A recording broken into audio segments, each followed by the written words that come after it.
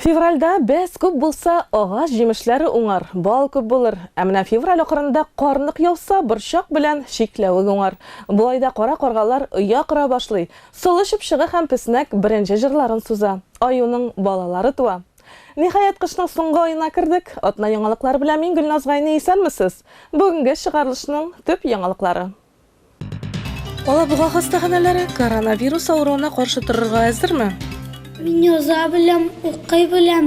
Бүгеннән мәктәпләрдә балалары тәүге тапкыр мәктәпкә баручы ата-аналардан гаризалар кабул итү башланды. Беләсезме, мин анда ниндидер менә бөтенесен артта калдырам, мин җиңәм дип менә шундый уйлар белән бармадым. Үзен ул шаяртып җырлаучы провизор дип йөртә. Рошания Гыйбадуллина татар моңы халыкара яшь башкаручылар телевизион бәйгесендә җиңү өчен көрәшәчәк. Татарстан президенты Рөстәм Миңнеханов коронавирустан саклану чараларын координацияләү өчен республика штабы төзергә йөкләмә бирде. Анда Татарстан сәламәтлек саклау, транспорт һәм юл хуҗалыгы, гадәттән тыш хәлләр министрлыклары, Роспотребнадзор һәм баш ветеринария идарәләре җитәкчеләре кергән. Республикада куркыныч инфекцияләр үтеп керүдән саклау буенча чаралар көчәйтелде. Казан һәм Бегеш аэропортларында имин булмаган төбәкләрдән килүче пассажирларны тепловизор җиһазлар кулланып җентекләп тикшерәләр. Фаразларга караганда коронавирус Россиягә февраль уртасында килер дип көтелә. Алабугада Кытайдан килгән кешеләр өчен махсус өстәмә тикшерүләр үткәрелми. Диагностика коронавируска шик булса, ягъни пациент мөстәкыйль рәвештә ОРВИ яки грипп билгеләре белән табибларга мөрәҗәгать иткән чиракта гына үткәрелә. Обследования проводятся у лиц, которые... Тикшерү ОРВИ яки пневмония билгеләре белән мөрәҗәгать иткән һәм шул ук вакытта коронавирус буенча имин булмаган территорияләрдән, бу Кытай, Тайвань, Таиланд кебек илләрдән килгән кешеләрдә үткәрелә. ОРВИ һәм пневмония билгеләре булган барлык пациентларда табиблар соңгы 14 көндә Кытайда булу-булмаулары белән кызыксына. Алабуга сырхауханәләрендә андый пациентлар юк. ЦРБ готова к принятию пациентов с признаками... Тулайым үзәк район сырхауханәсе коронавирус югышына шикләнгән пациентларны кабул итәргә әзер. Әле кичә генә Роспотребнадзор хезмәткәрләре тарафыннан Алабуга муниципаль районы буенча әзерлеккә тикшерү үткәрелде. Өстәмә рәвештә 1000 битлек алуга гариза бирелде. Әлегә Алабугалыларга борчылыр урын юк, әмма салкын тию авыруларын профилактикалау, бу гигиена, сәламәт яшәү рәвеше, тиешле күләмдә йокы һәм дөрес туклану кебек профилактик чаралары турында истә тотырга кирәк. Гөлназ Гайни, Екатерина Никанорова, Михаил Филатов, атна яңалыклары. Медицина темасын дәвам итеп, Татарстанда ничә табиб җитмәве билгеле булды. Республикада табибларга ихтыяҗ 1500 кеше тәшкил итә икән. 2020 ел башына Татарстанда 47562 медицина хезмәткәре исәпләнә.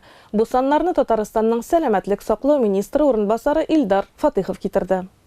Аның сүзләренчә, 970 кеше амбулатор звенога, 530 стационар оешмаларга җитмәй. Илдар Фатыйхов республикада медицина өлкәсендә ихтыяҗ булган белгечләрен дә атады. Республикада иң зур кытлык анестезиолог, реаниматолог, ашыгыч медицина хезмәте табиблары, фтизиаторлар, патологоанатомнар, кардиолог, офтальмолог, неонатолог, лор табибларга. Шушы белгечләр арасында уңай үзгәреш анестезиолог, реаниматологларда. Былтыр 76 анестезиолог килде, диде ул. Илдар Фатыйхов шулай ук 9 ашыгыч ярдәм табибы һәм фтизиаторлар, 36 кардиолог, 43 офтальмолог, 25 лор табиб эшкә килгәнен әйтте. Бу юнәлешләр буенча дефицит саклана, ләкин кими бара, диде ул. Барлыгы исә 153 табиб килгән, 109-ы киткән. Бүген Алабугада беренче сыйныфка балаларны кабул итү өчен гаризалар кабул итә башладылар. Әлеге кампания 5 ай дәвам итә. Булачак укучылар әзерлек төркемнәренә йөрергә тиешме? Алар өчен кабул итү сынаулары буламы? Баланы яшәгән урыннан ерак урнашкан мәктәпләргә ничек итеп бирергә? Тулырак киләсе сюжетта. Еще одно яблоко красное. Тоже в корзину. А вот и груша. Бу балалар укый да, яза да, мисаллар да шишә белә. Балалар бакчасын тамамларга 4 ай калып килә. Ләкин аларны инде бүгеннән беренче сыйныф укучылары дип әйтеп була. Көзен алар парта арасына утырачак. Тәрбиячеләр дә кайгырмый. Алар инде мәктәпкә әзер. Good morning. Good morning. So, Firuza, how are you today? I'm fine. Замана белән бергә 35-нче балалар бакчасына йөрүче балалар да алга атлый. Инде алар да киләчәктә чит телләр белү кирәк икәнен белә. Шуңа да һәр дәрескә алар бик теләп йөри. Апаларының һәр сүзен истә калдырып баралар. Балалар бакчасында мин җырларга, биергә өйрәндем. Үземә яңа дуслар таптым. Инглиз телен, менталь арифметика өйрәнә башладым. Тәрбиячеләребез безгә күп белемнәр бирә. Дәресләр бик кызыклы үтә. Мәктәптә мин тагын да укырга, язырга, инглиз телен өйрәнүне дәвам итәргә телим.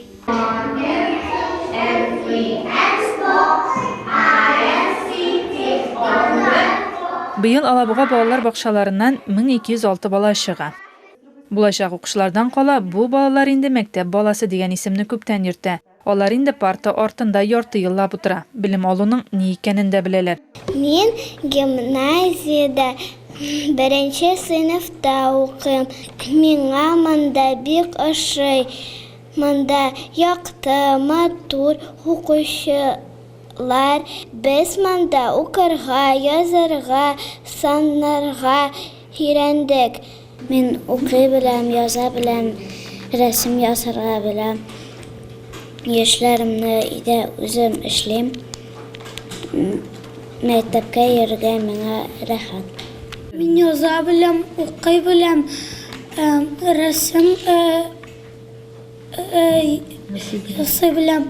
Классыбыз безнең бик әйбәт, бер тату, бергә яшибез. Бергә уйныйбыз. Күпчелек балаларыбыз әлбәттә милли белем бирү үзәгенең мәктәпкәчә яшьтәге балалар төркеменнән килделәр. Шулай ук 38-нче, 34-нче, 31-нче балалар бакчасыннан да балаларыбыз шактый. Әйтергә кирәк, балалар бакчасыннан яхшы гына тиешле дәрәҗәдә әзерлекле киләләр. Монда инде балалар бакчасының тәрбиячеләренә зур рәхмәтебезне әйтәсе килә. Әзерлекле килгән балалар әлбәттә мәктәпкә күнегүдә, мәктәп белемнәрен үзләштерүдә аларга әлбәттә бик җайлы. Шуңа күрә безгә дә инде бик рәхәт балалар белән эшләүе. Балаларыбызга гимназиядә барлык шартларда тудырылган. Алабугада 1-нче сыйныфка укырга керү өчен гаризалар кабул итә башланды. Гаризалар 2 этапта кабул ителә. 1-нче этап 1 февральдән 30 июньгә кадәр. Бу вакытта мәктәп белән янәшә торучылардан гаризалар алына. 1 июльдән 5 сентябрьгә кадәр 2-нче этап. Гаризалар бу вакытта ерак мәктәпләргә бирергә теләүчеләрдән кабул ителә. Ата-аналар гаризаларны электрон рәвештә дә бирә ала. Әмма ләкин 5 көн эчендә документларның төп нөсхәсен тапшырырга кирәк. Ахырдан шул, булачак 1-нче сыйныф укучылары теләге буенча әзерлек дәресләренә йөри ала. Әмма алар өчен кабул итү имтиханнары юк. Әлфина Хуҗина, Ринат Гениятов, Атна яңалыклары. 1-нче сыйныфка укырга баручы бу балалар да яңа уку елыннан мәктәп ашханәсендә бушлай ашаячак. Барлыгы исә Татарстанда быелның көзеннән башлап 208 мең башлангыч сыйныф укучысы бушлай кайнар ризык белән тәэмин ителәчәк. Хәзер федераль органнар белән берлектә башлангыч сыйныф укучылары өчен бушлай туклануның гомуми бәясен исәплиләр. Барлык мәктәпләрдә азык-төлек белән тәэмин ителгән. Бары тик 97 мәктәпкә генә ризык таратыла. Калган мәктәпләрдә ризык әзерләү өчен шартлар бар, диделәр министрлыкта. Хәзерге вакытта 1-4 сыйныф укучыларының 97% кайнар ризык ала. Шул ук вакытта кече сыйныф укучыларының күпчелек өлеше мәктәптә көненә 2 тапкыр ашый. Искәртәбез, Россия президенты Владимир Путин киләсе уку елыннан илнең барлык кече сыйныф укучыларын бушлай кайнар ризык белән тәэмин итү бурычын федераль җыенга еллык юлламасында куйды.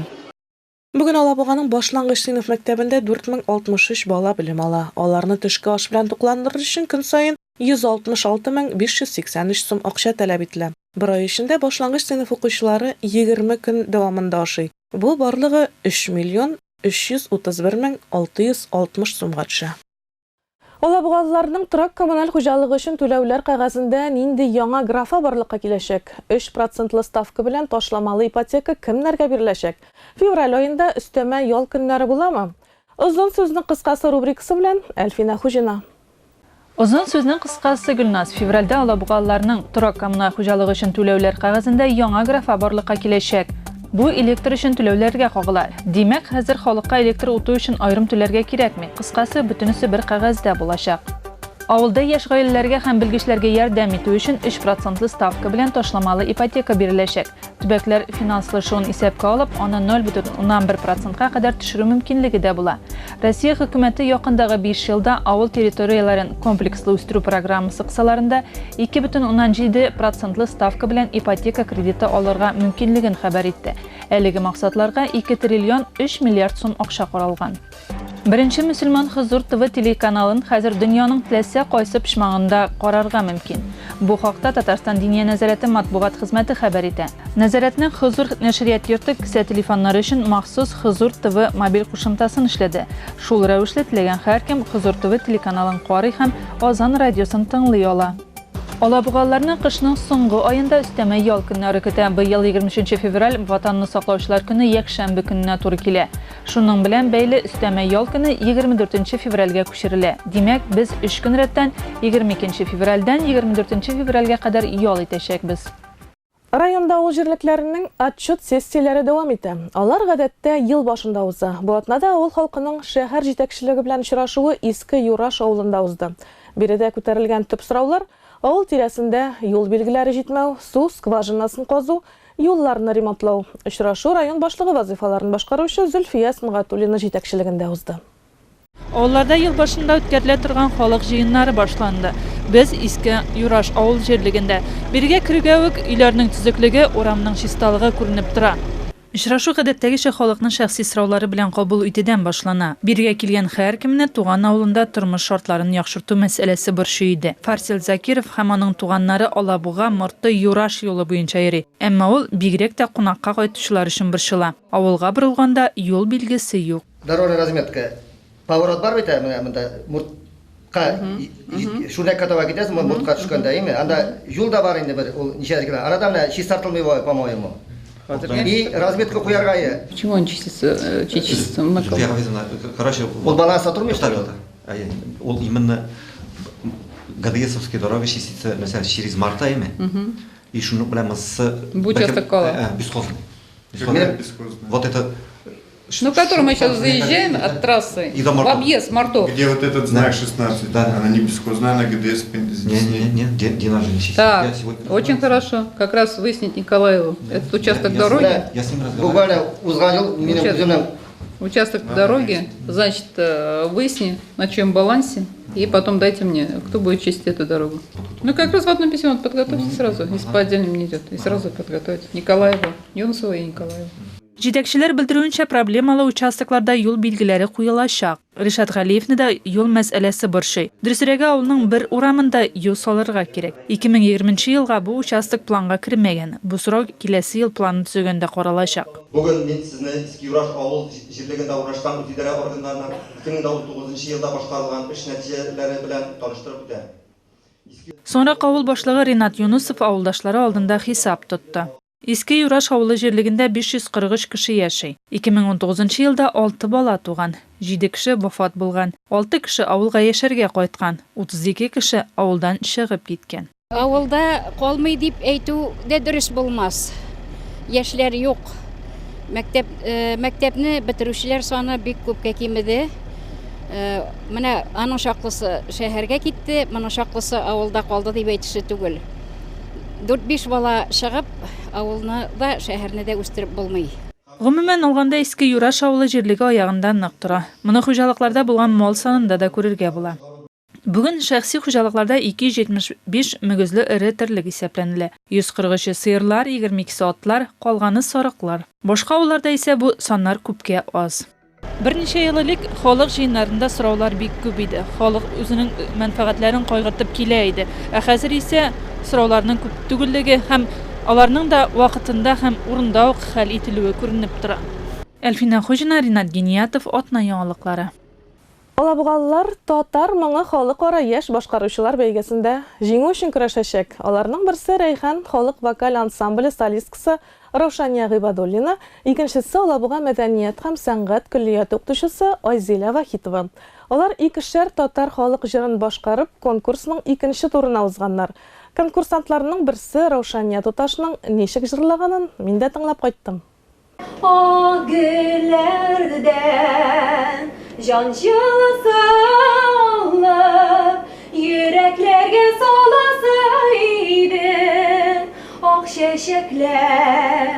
Эшләгән арада да Раушания Габадуллина җырламый булдыра алмый. Даруханәсендә кеше булмаган чакларда күңелен үстереп, моңланып алырга ярата ул.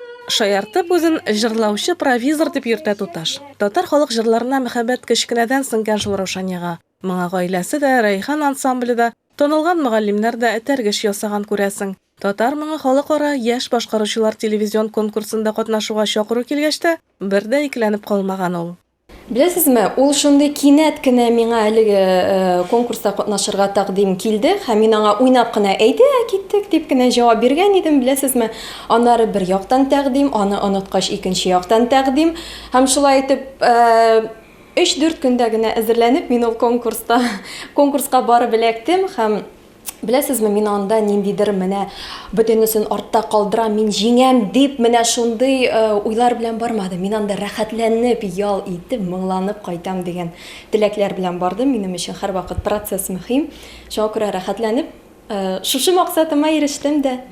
Катнаштым, җырладым, моңландым һәм икенче турга да үттем.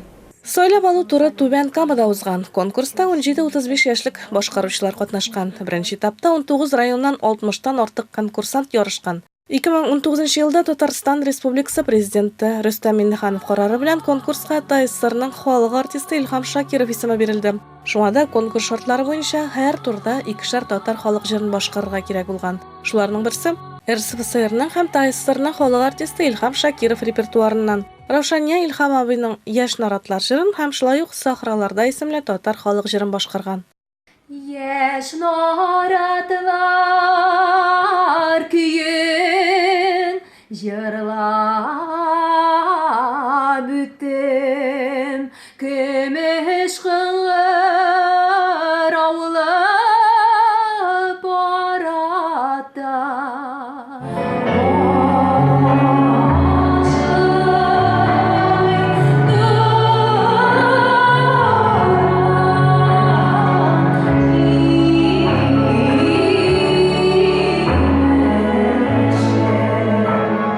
Раушания әлегә икенче турдан инде җыр җырлаячагын хәл итмәгән. Хәер, бәйгедә әллә нинди зур үрләргә ирешмәсәм дә, кайгырмаячакмын ди ул. Киләчәген җырсыз, моңсыз күз алдына да китерә алмый даруханәче кыз. Эшләгәндә дә барыбер моңланып аласың, күңелне үстереп аласың һәм гомумән эш белән, ләкин минем карашка хатын-кыз өчен яраткан шөгыле булу бик мөһим. Чөнки ул аның күңелен үстерә, ул аны тулыландыра һәм хатын-кыз үзен гомумән тулаем бәхетле итеп саный. Яшәргә дәрт өстидер. Яшәргә дәрт өсти, әйбәте, яхшы кәеф күтәрелә, күңелне үстерә, җыр-моң. Мин сөялеп затып калдым сине, бүдрәләнеп үскән наратка. Конкурсның икенче туры 17-18 апрельдә Казан дәүләт мәдәният институтында узачак. 3нче тур 19 апрельдә Габдулла Тукай исемендәге Татар дәүләт филармониясында. Уңышлар сиңа, Раушания. Ак гөлләрдән җан җылысы алып, йөрәкләргә саласы иде. Ак чәчәкләр кебек аппак булып, саф күңелле каласы иде. Гөлназган Ринат Гениятов атна яңалыклары. Ак гөлләрдән җан җылысын алып. Үзем дә җырларга яратам. Минем инде җыр җырлавымны ишетеп, якыннарым кәефемне белә. Җыр безгә яшәргә ярдәм итә шул. Бүгенгә менә шулар, мин сезнең белән саубуллашам. Игътибарыгыз өчен бик зур рәхмәт сезгә. Авырмагыз. Дорогие мужчины, пора обновить свой гардероб. Мы рады предложить вам красивую одежду из Турции. В ассортименте рубашки, футболки, толстовки, джемперы, брючные костюмы, спортивная одежда и куртки. Приглашаем вас за покупками в торговый центр «Мираж». Отдел мужской одежды «Люкс». Нет тепла на кухне. Нет света в подъезде. Не течет вода. В подъезде запах канализации. Грязный подъезд. Нужно заменить счетчики. Открытая Елабуга – ваш помощник ЖКХ. Заявки принимаются по телефону 582 22. Каждую пятницу приглашаем елабужан на прогулку с врачом. В программе интересные лекции и беседы со специалистами. Уроки в школе скандинавской ходьбы. Участие в акции абсолютно бесплатное. Если вы верите в волшебство, живущее в нашем старинном городе, тогда старый фонарщик Фаролера приглашает вас в путешествие по Александровскому саду, хранящему свои предания и легенды для самых пытливых и не страшащихся необычного и нового. Прогуливаясь с ним по прекрасным зимним аллеям парка, вы услышите музыку своего сердца, окунетесь в атмосферу чарующей сказки и никогда не забудете загадочных рассказов старого фонарщика, который покорит вас своими волшебными историями.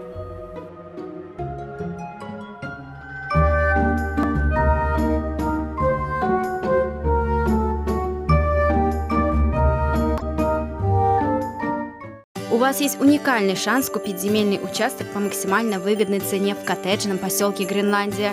8 соток с шикарным лесом и сетями за 480 тысяч рублей. До центра города и особой экономической зоны Алабуга 7 минут езды. Строим вместе с муниципалитетом Елабужского района. Окажитесь в числе обладателей участка по максимально выгодной цене. Телефоны офиса продаж 8 965 609 28 28. Белый снег, серый лед, на растрескавшаяся земля, одеялом лоскутно на ней.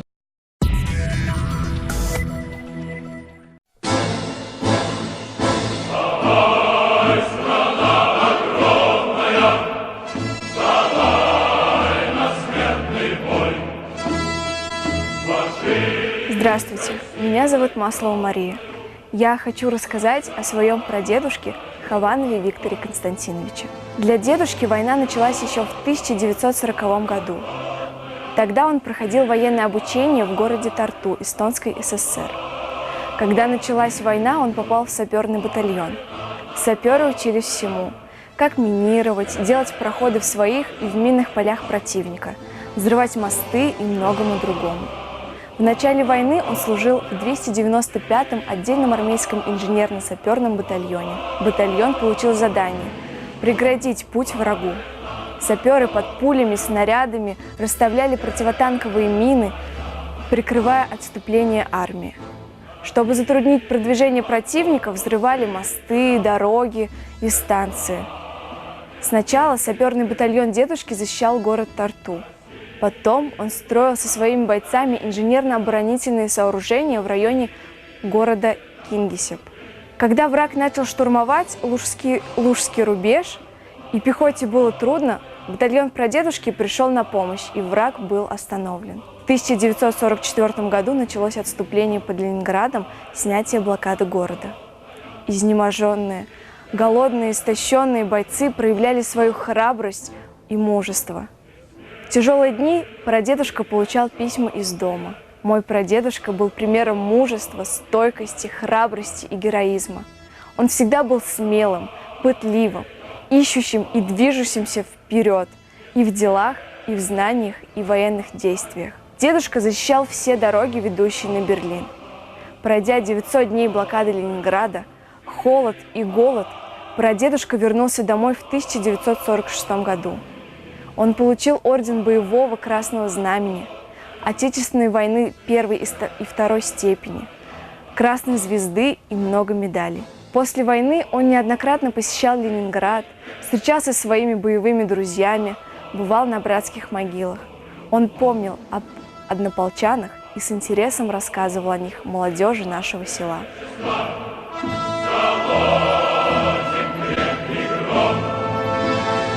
Здравствуйте, я Хамидуллина Камиля Ильдаровна. Я хочу рассказать вам о своем прадедушке Хамидуллине Абдулхае Хамидулловиче. Он родился в июне 1912 году в селе Альмендирово в Апасовском районе. С детства он проявлял любовь к технике. Уже в 12 лет он мог управлять трактором и комбайном. Являлся лучшим водителем в своем районе. И в 1941 году его призвали на войну, где он был принят в СМЕРШ, или же НКВД. Там все было засекречено, и до сих пор все под секретом. Прадедушка не любил говорить о войне, ему трудно это давалось. Ведь на войне также принимали участие его братья Габдулхай и Габдулла. Габдулла пропал без вести, и после стольких лет нам сказали, что нашли его могилу в Крыму.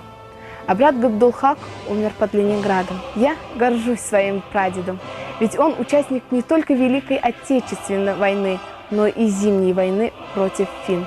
А также он воевал в 1945 году против Японии. И умер он 21 мая 1982 году.